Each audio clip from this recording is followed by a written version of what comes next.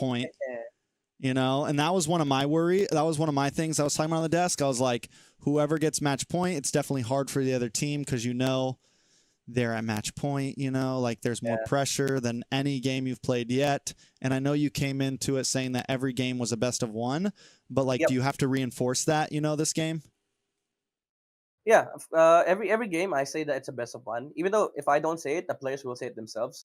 But I think what helped was even before the finals, like the night before, we had a team huddle, right?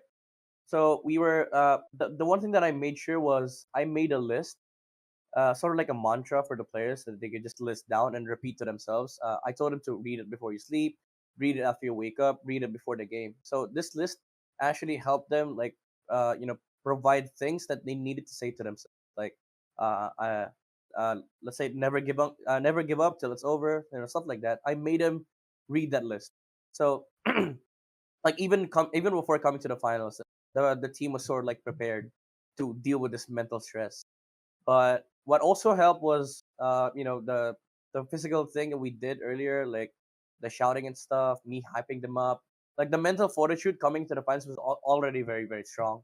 Like they're not just gonna give up. I made them, I made them like warm up, not in game but physically. Like they did jumping jacks, high knees, stuff like that.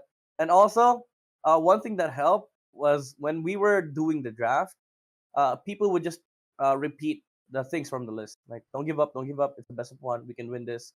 They would repeat the things that I made them list down. So it Oh really yeah. helped. These players were already in a space where they're keeping themselves up.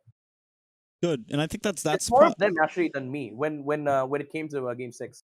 I think that's overlooked, like just like mentality, right? Like how to keep morale up, how to keep mentality up. Because when you get into this late into a series, like that is honestly more because, and especially a series like this where it's just going back and forth and like the teams are pretty evenly skilled. It's more about who's going to fold mentally first. Because obviously Yeah. both teams are able to beat the other team, right? It's not like it's no longer just about small mistakes. It's about like whose mental is gonna fold, and that's gonna force them to make mistakes, whether it's in draft or in game, right? And I think keeping your team on a balanced scale and on the up and up is like Yeah. probably one of the most important things this late in the series, right? Yeah, it's so funny because I told him I know this is weirdest stuff. It sounds stupid, but it ended up helping us in the finals.